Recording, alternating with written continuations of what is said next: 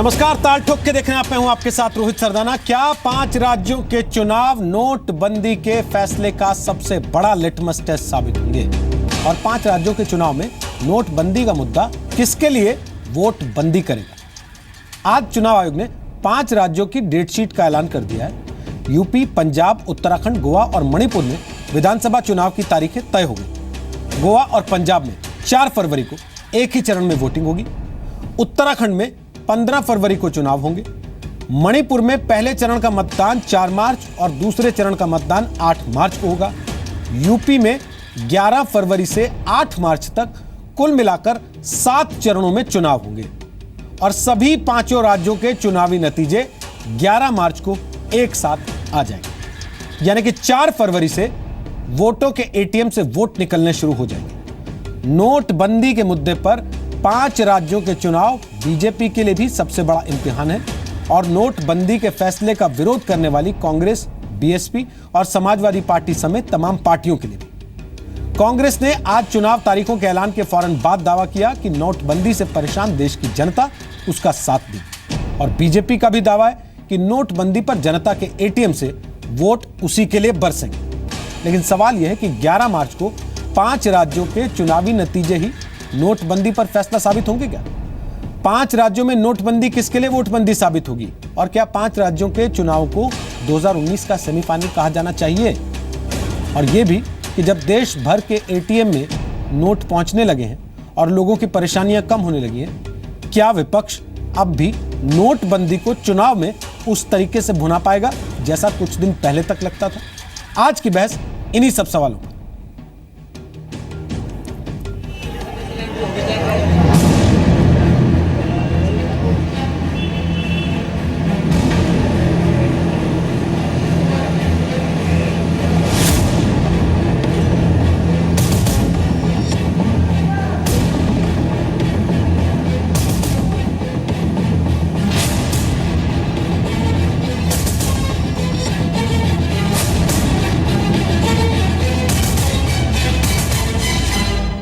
जिन्होंने देश के गरीबों के साथ खिलवाड़ किया है, उनका हिसाब मैं चुकता कर रहा हूं भाइयों। नरेंद्र मोदी जी की सरकार ने हिंदुस्तान के गरीब लोगों पर आक्रमण किया है।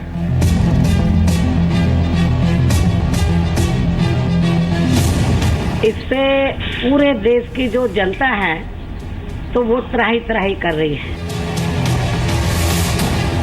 ऐसा उलझाया है लोगों की कि आप कल्पना नहीं कर सकते कि सोचें कब और सब के सब लाइन में लग करके खड़े हैं अभी तक।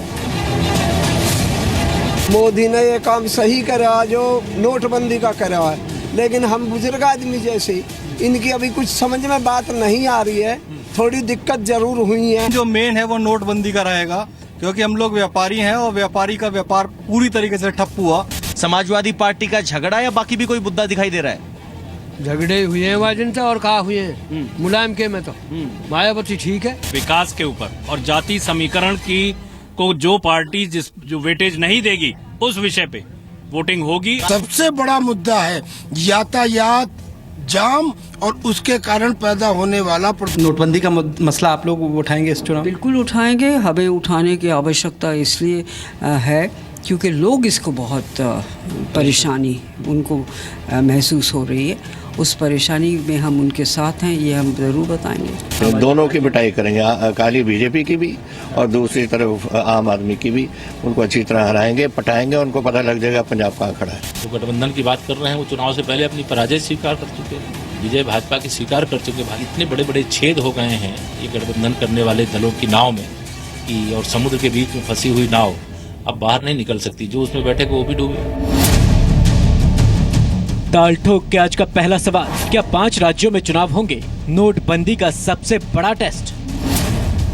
दूसरा सवाल, 5 राज्यों में जनता के एटीएम से किस पर बरसेंगे वोट? तीसरा सवाल, 5 राज्यों में नोटबंदी के मुद्दे पर किसकी होगी वोटबंदी? और ताल ठोक के आज का चौथा सवाल, क्या 2019 का सेमीफाइनल है 5 राज्य के चुनाव?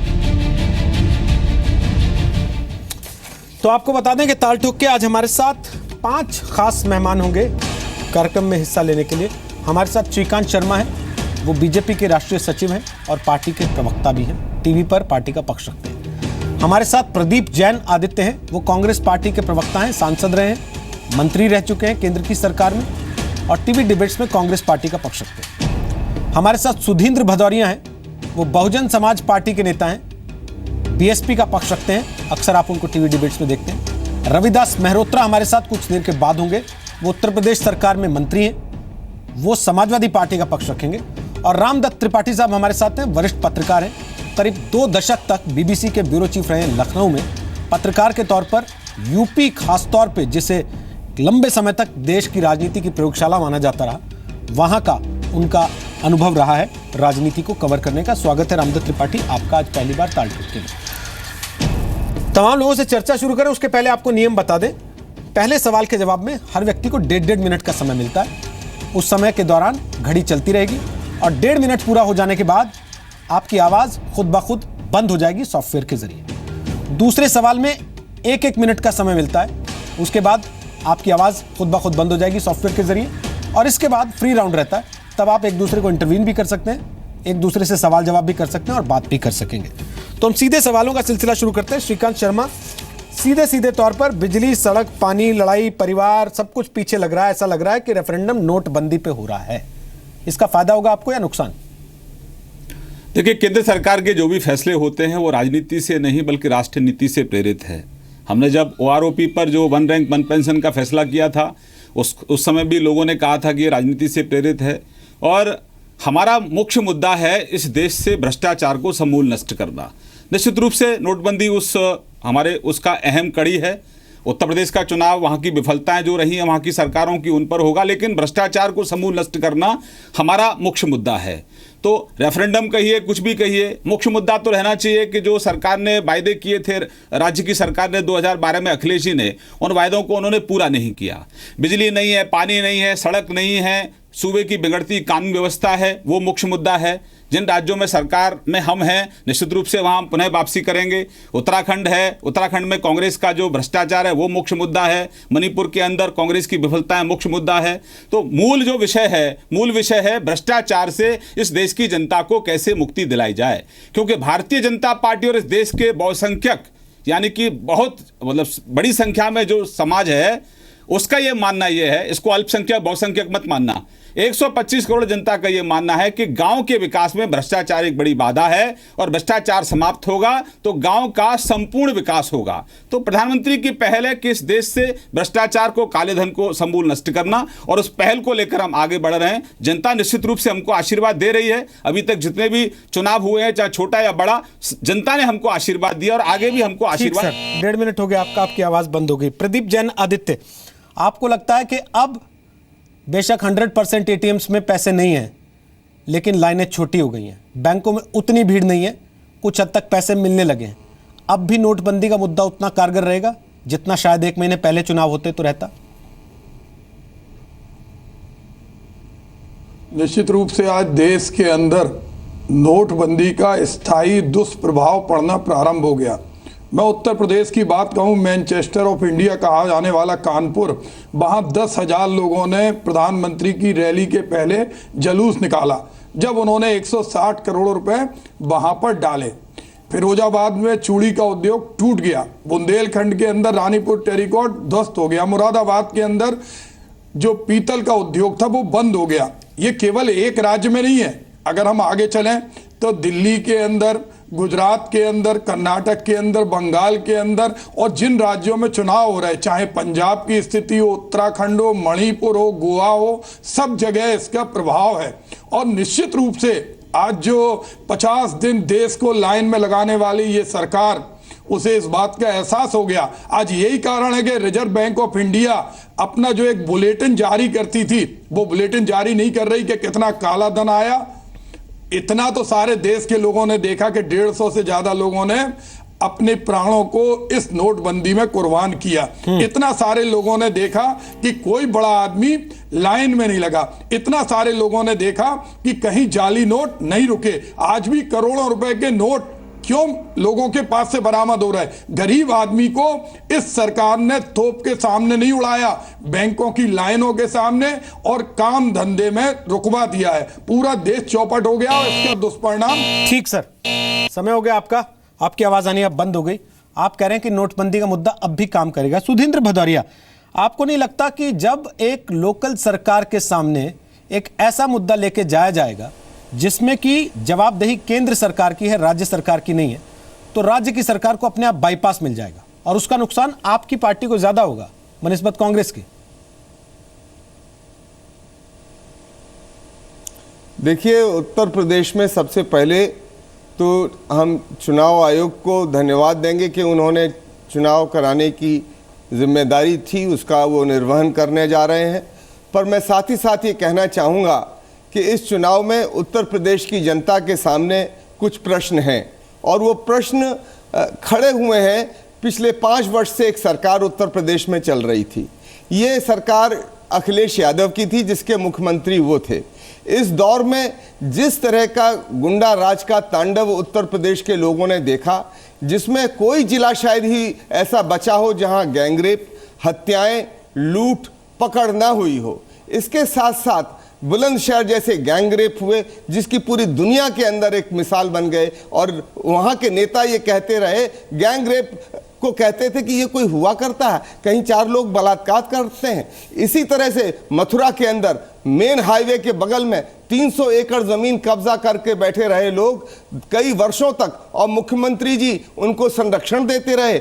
उत्तर प्रदेश के अंदर दंगा हुआ मुजफ्फरनगर का, 1 लाख लोग बेघर हो गए, वहां पे भी बलात्कार, हत्याएं हुई, बच्चों तक को मार दिया गया और वो दर दर भटके हैं पूरे उत्तर प्रदेश के अंदर। दादरी के अंदर अखलाक की लिंचिंग हुई, उत्तर प्रदेश को इन्होंने तबाह कर दिया है। और इस दंगाराज और गुंडा राज के साथ साथ मैं ये भी कहना चाहूंगा 5 वर्षों के अंदर ये बेशक हुआ हो, विकास के नाम पे भी कोई।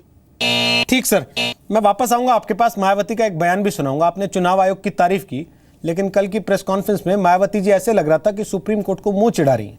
जिस तरीके से उन्होंने अपने उम्मीदवारों की जाति, धर्म, संप्रदाय, इन सब चीजों के आधार पर लिस्ट का पूरा विवरण दिया था, वो अपने आप में सवाल उठाता है। मैं वापस आऊंगा सर आपके पास, आप उस वक्त पूरा मौका लीजिएगा, बोलिएगा। रामदत्त त्रिपाठी साहब, अब मैं आपसे एक कमेंट चाहता हूं। अभी उन्होंने जिक्र किया दादरी का मुद्दा हुआ, उसके अलावा नोटबंदी का मुद्दा हुआ। ये ऐसे मुद्दे हैं जिनको मौका पड़ने पर नरेंद्र मोदी के खिलाफ इस्तेमाल किया गया, अब मौका पड़ने पर शायद अखिलेश यादव के खिलाफ भी इस्तेमाल किया जाएगा। लेकिन क्या आपको लग रहा है कि उत्तर प्रदेश में कहीं अंदर खाने एक सांठगांठ चल रही है जो शायद समाजवादी पार्टी परिवार के झगड़े की वजह से लोगों को दिखाई पड़ नहीं रही, पर एक सेटिंग अंदर खाने हो चुकी है कुछ पार्टियों की? नहीं, सेटिंग की बात तो थी कि शायद समाजवादी पार्टी का कांग्रेस से तालमेल होगा और लोक दल से, लेकिन आज ही जो रामगोपाल यादव जी हैं, जो अखिलेश गुट के मुख्य प्रवक्ता भी हैं, मुख्य नेता हैं, उन्होंने ये कहा कि हमारा किसी से गठबंधन नहीं होगा। और कांग्रेस भी अब ये कह रही है कि मतलब गठबंधन के प्रति कोई बहुत ज़्यादा उत्साह नहीं दिखा रहे हैं। जहाँ तक बात मुद्दों की है तो देखिए, कायदे से यही होता है कि एक जब राज्य सरकार होती है तो 5 साल बाद उसके कामकाज पे, उसकी परफॉर्मेंस पे या और जो वादे होते हैं उन पे चुनाव होता है। लेकिन चूँकि करीब 2 महीने पहले प्रधानमंत्री नरेंद्र मोदी जी ने जिस तरह से नोटबंदी का फैसला किया, और न केवल फैसला किया बल्कि उत्तर प्रदेश में भी और देश में सब जगह जा करके और टीवी पे भी, रेडियो पे भी जिस तरह उन्होंने उसको प्रचार किया और उन्होंने ये कहा लोगों से कि भाई इससे काला धन खत्म होगा, इससे विकास में लाभ मिलेगा, इससे आतंकवाद खत्म होगा, तो जो भ्रष्टाचार खत्म होगा। लेकिन अब अचानक जो 2 जनवरी की रैली हुई है, जबकि रैली भीड़ के लिहाज से बहुत कामयाब रैली हुई उत्तर प्रदेश में, लखनऊ जो राजधानी है, लेकिन उसमें प्रधानमंत्री जी ने लोगों को नोटबंदी के कोई फायदे भी नहीं दिखाए। दूसरी बात यह है कि अभी तक बीजेपी की तरफ से कोई चेहरा भी नहीं पेश किया गया। जैसे बीएसपी की तरफ से तो मायावती है, साफ है, और उधर समाजवादी पार्टी का एक गुट अखिलेश यादव। तो सर, समय हो गया, माफी चाहता हूं, आपकी आवाज चली गई, लेकिन 2 बड़ी बातें मैं आपकी इस बात से ले रहा हूं। एक, प्रधानमंत्री नोटबंदी पर क्या बैकफुट पे जा रहे हैं, ऐसा लगा यूपी की रैली से। और 2, बीजेपी के पास कोई चेहरा नहीं है, बीएसपी के पास मायावती हैं, समाजवादी के पास एक तरफ से अखिलेश हैं, दूसरी तरफ से भी कोई ना कोई आ जाएगा और यही दिक्कत लगभग कांग्रेस के साथ भी आएगी जो बीजेपी के साथ आएगी। श्रीकांत शर्मा, जल्दी आपका जवाब, फिर प्रदीप जी के पास जाऊंगा। बोलिए श्रीकांत, 1 मिनट आपके पास है। देखिए, मुख्य मुद्दा तो अखिलेश बाबू की जो विफलता है वो है, क्योंकि नोटबंदी का फैसला केंद्र सरकार ने लिया है। नोटबंदी पर भी लोग चर्चा करें, अच्छी बात है, लेकिन नोटबंदी का लाभ उत्तर प्रदेश के लोगों को तभी मिलेगा जब एक ट्रांसपेरेंट सरकार लखनऊ में स्थापित होगी, क्योंकि जो फैसले हमने लिए हैं उन फैसलों का लाभ गरीब तक पहुंचे। अब जैसे फॉर एग्जाम्पल, गर्भवती महिलाओं के लिए 6,000 रुपये का एक आर्थिक उनको सहायता दी जाएगी, लेकिन अगर सिस्टम में करप्शन है तो गर्भवती महिलाओं तक वो पहुंच नहीं पाएगा। वहीं किसान के लिए, जैसे हमने जो मध्यम वर्गीय है 12 लाख रुपए का, उसके लिए हमने लोन की व्यवस्था की है घर के लिए 3% पर, उसका ठीक से क्रियान्वयन राज्य सरकार में ठीक से मशीनरी सही से काम करे। अब फसल बीमा योजना है, उसका लाभ किसान को तब मिलेगा जब वहां पर एक किसान के समर्थन वाली सरकार होगी। हमने कहा कि गेहूं की खरीद करो, धान की खरीद करो, वो तभी हो पाएगा जब एक किसान के हित की वहां सरकार होगी। तो बड़ी बात यह है कि उत्तर प्रदेश का जो मुख्य मुद्दा है वो भ्रष्टाचार है। एक मिनट हो गया आपका, लेकिन इस हिसाब से जो आप कह रहे हैं तो ये होना चाहिए था कि छत्तीसगढ़ में, मध्य प्रदेश में, राजस्थान में, गोवा में, पंजाब में, हरियाणा में कहीं एटीएम पे लाइन लगनी नहीं चाहिए थी। वहां की सरकारों को सुनिश्चित कर देना चाहिए था कि यहाँ सब कुछ सही रहेगा, स्मूथ रहेगा, सब एटीएम से धड़ाधड़ नोट निकलेंगे और यहाँ लाइन की नौबत नहीं आएगी। लाइनें तो सर वहां भी लग रही थी। अगर मैं इसको राज्य सरकारों की विफलता मान लूं, जैसा आप कह रहे हैं कि स्कीम्स को वो ठीक से लागू नहीं कराते, वापस आऊंगा सर, तब फ्री हैंड होगा, तब बोल लीजिएगा। प्रदीप जैन, आपके साथ भी ये दिक्कत आएगी जिसपे अभी श्रीकांत नहीं आ पाए थे कि चेहरा कौन होगा। शीला दीक्षित को आपने उतारा, वो कई रैलियों में गई भी, लेकिन कई में नहीं भी गई, और उनकी उम्र एक बड़ा फैक्टर होगी। कांग्रेस कभी बिना पायलट के कोई जहाज नहीं चलाती जैसे भारतीय जनता पार्टी चला रही। आज भी कोई चेहरा वो सामने लाने की हिम्मत नहीं कर पा रही। हमने शीला दीक्षित, जिन्होंने दिल्ली को एक नया इतिहास दिया, उनको स्पष्ट रूप से घोषित किया। इस सरकार ने जिस तरह से पहले काले धन की बात की, फिर कैशलेस की बात की, फिर लेस कैश की बात की, अब सेम लेस स्थिति है। आज स्थिति यह है कि पूरे देश के अंदर भारतीय जनता पार्टी के प्रति एक भाव है कि इसने पूरे देश को परेशान कर दिया है। हमने स्पष्ट रूप से कहा है 27 साल यूपी बिहार, और हम 27 साल के अंदर चाहते हैं कि कांग्रेस मुख्य धारा में आए और उत्तर प्रदेश में विकास के नए रास्ते बने। और पंजाब के अंदर अगर हम देखें तो अकाली दल और भारतीय जनता पार्टी का गठबंधन, उसने पूरे पंजाब को लूट लिया है। जगह जगह ड्रग्स और जगह जगह किसानों की ठीक सर, 1 मिनट पूरा हुआ। सुधींद्र भदौरिया जी, मायावती ने कल प्रेस कॉन्फ्रेंस में कहा हमने एससी को 87 टिकट, मुस्लिम समाज को 97 टिकट, ओबीसी को 106 टिकट, ब्राह्मण समाज को 66, क्षत्रिय को 36, वैश्य समाज को 11 टिकट दिए। सर, अगर इसी से चुनाव जीतना है तो फिर क्या बिजली, क्या सड़क पानी, और क्या अखिलेश की नाकामी, और क्या नोटबंदी?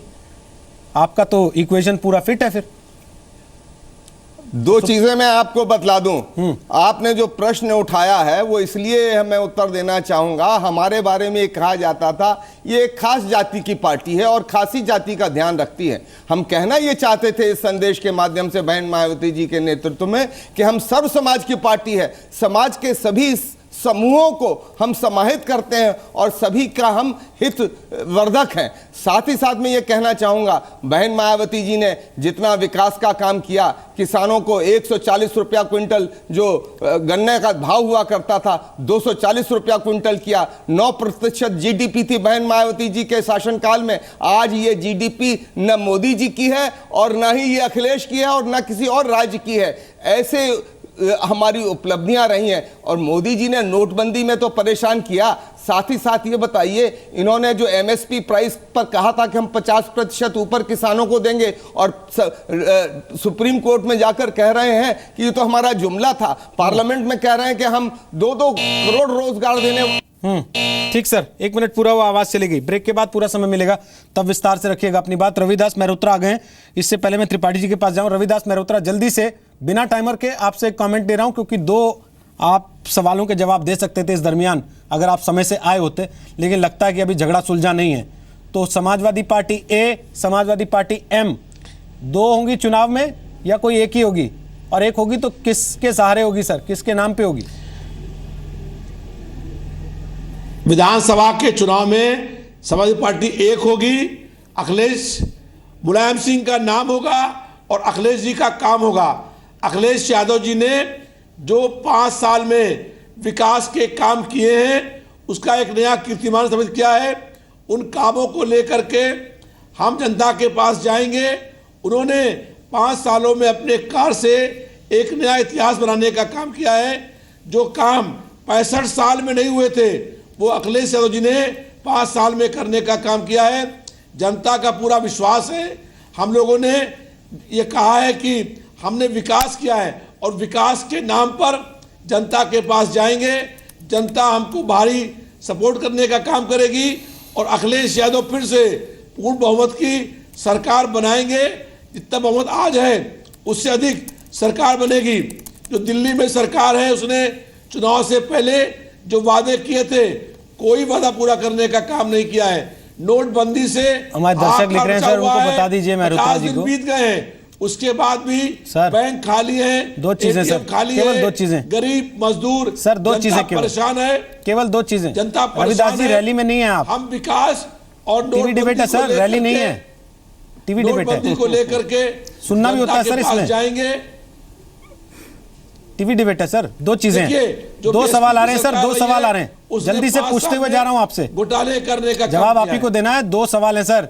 एक, लोग कह रहे हैं कानून व्यवस्था का अंदाजा इसी से लगा लीजिए। रविदास मेहरोत्रा को 14 साल पुराने एक केस में 23 दिसंबर को अदालत ने भगोड़ा घोषित किया और ये टीवी पे बैठे हैं। एक, अगर उस स्टेटस में कोई अपडेट हो गया हो तो बता दीजिएगा। 2, बहुत सारे दर्शक लिख रहे हैं कि उनसे पूछिए बिजली की क्या स्थिति है प्रदेश में, सैफई टावर के अलावा कहीं लाइट आती हो तो बता दें। आप बताइए सर। देखिए, पहली बात तो ये झूठ है कि हम भगोड़े हैं। हमने जनता के मुद्दों को लेकर संघर्ष किया है और जो मुकदमा था एक गरीब बस्ती को, जब प्रदेश में बीएसपी की और भाजपा की सरकार थी, उस सरकार ने उस बस्ती को गिराने का प्रयास किया। हमने कहा यहाँ पर गरीब लोग रहते हैं, बिना इनके वैकल्पिक व्यवस्था के हम मकान टूटने नहीं देंगे। हम वहां पर धरने बैठ गए और धरने का मुकदमा है और हम जो है जनता के बीच में हैं। जो लोग आंख में पट्टी बांधकर बैठते हैं वो लोग जो है उनको हम दिखाई नहीं पड़ रहे हैं। और बड़े बड़े अपराधी उसी कोर्ट में, जिस कोर्ट ने कहा है आप ही की सरकार है, कोर्ट के अंदर हत्या, अगर तो किसी और की सरकार होती, कोर्ट आपको भगोड़ा घोषित कर देती तो लगता शायद कि कोई पॉलिटिकल वेंडेटा है। आप सही कह रहे हैं, भगोड़ा। आप मंत्री हैं सर, आपको कोर्ट भगोड़ा कह रही है, आप टीवी पे बैठे हैं सर, तो इसी से अंदाजा लगता है पुलिस क्या कर रही है वहां पे। सुनिए, आपको मालूम नहीं है, कोर्ट ने ये कहा है कि हम गैर हाजिर हैं। ये भगोड़ा सब जो है सर, मैं अंग्रेजी में पढ़ के सुनाता हूं, आपको भगोड़ा अच्छा नहीं लग रहा होगा। मैं अंग्रेजी में पढ़ के सुनाता हूं सर। टाइम्स ऑफ इंडिया 23 दिसंबर 2016, मैं अंग्रेजी में पढ़ देता हूं सर, दर्शकों के नोट कराने के बाद मैंने इंटरनेट से ढूंढ निकाला इसको। जो अखबार, UP minister Ravidas Mehrotra declared absconder. Additional Chief Judicial Magistrate Gyanendra Tripathi has declared State Minister Ravidas Mehrotra an absconder and issued non-bailable warrant against him in connection with a 14-year-old case. अब इसकी हिंदी आप कर दीजिए सर। हाँ, कर दीजिए अनुवाद। सुनिए, इसकी हिंदी ये कर रहे हैं कि हम 14 साल से न्यायालय में नहीं गए। मैं समझाता हूँ रविदास मेहरोत्रा जी को, नहीं किया है कोई जमानती। अरे सुनिए, आपके मुझे अवसर प्रदान कीजिए, मैं समझाता हूं। आप बोल सकते हैं, आप खुल गया सर मैदान, अब बोल सकते हैं आप भदौरिया जी। हाँ, सुनिए पहले। देखिए ऐसा है, देखिए मैं ये कहना चाहता हूं, इनकी पार्टी, राजा भैया की पार्टी, पंडित सिंह की पार्टी, इसके साथ साथ अतीक अहमद की पार्टी, इसके साथ साथ इसमें ददुआ के परिवार के लोगों को टिकट दिया गया हो, जिसमें फूलन देवी को पाला गया हो, जिसमें फूलन देवी को पाला गया हो, जिसके अंदर उनको सांसद बनाया गया हो। इतने बड़े गुंडों की पार्टी हिंदुस्तान के इतिहास में कभी नहीं हुई। और जिस तरह से अब ये एक दूसरे का पुतला जला रहे हैं, ये पुतला जलाने के साथ साथ ये एक दूसरे के पोस्टर फाड़ रहे हैं, दफ्तरों पर कब्जा कर रहे हैं। मुलायम सिंह के और शिवपाल के लोग अखिलेश यादव के दफ्तरों पे, जमीनों पे, प्लॉटों पे कब्जा कर रहे हैं और उसी तरह से राम गोपाल और अखिलेश के लोग जाकर दूसरे के प्लॉटों पर और जमीनों पर कब्जा कर रहे हैं। इनका गुंडा राज तो दोनों खेमों की लड़ाई में दिखाई दे रहा है। उत्तर प्रदेश में फिर से अगर धोखे से इनका शासन बना तो उत्तर प्रदेश की जनता के घर और परिवारों पर भी ये कब्जा करेंगे, उनके दौलत पे भी कब्जा करेंगे, खेतों पे भी कब्जा करेंगे। इसलिए इस पार्टी की तो जमानत जब्त करानी चाहिए। भदौरिया जी, मोदी जी को भी हराना चाहिए। इनकी जमानत यही जब्त करा एक लीजिएगा। उत्तर प्रदेश के अंदर रास्ता है। उनकी जमानत जब्त करा लीजिएगा। 104 करोड़ का हिसाब तो दे दीजिए, कहां से आया? आपने कह दिया हमारे छोटे छोटे कार्यकर्ता छोटे छोटे नोट लेके आए थे। 104 करोड़ का हिसाब इकट्ठे होते इतने बड़े हो गए। आपने हमसे पूछा तो सुन लीजिए। देखिए 104 का भी हिसाब हमने दे दिया और हम बीजेपी से भी जो उनका 700 करोड़ रुपया 20-20 हजार रुपए के चंदे का है जानना चाहेंगे। हम ये भी जानना चाहेंगे कांग्रेस पार्टी को 500 करोड़ रुपया 20-20 हजार रुपए के चंदे कहां से मिलता है? ये सभी दल मुलायम सिंह के लोग गुजरात के अंदर 600 करोड़ रुपया बीजेपी के मंत्री शादी में खर्चते हैं। हमसे आप पूरी पार्टी का 104 करोड़ का हिसाब मांग रहे हैं, हम देंगे देश को। देखिए पैसे की बात आते ही सबका एक दूसरे के ऊपर आरोप शुरू हो जाता है। अब आपने इतनी चर्चा के बाद ये समझ लिया होगा कि जब स्टेट का इलेक्शन होता है तो लोग किन मुद्दों पे वोट देते हैं, और ऐसे में नोटबंदी क्या मुद्दा हो पाएगा?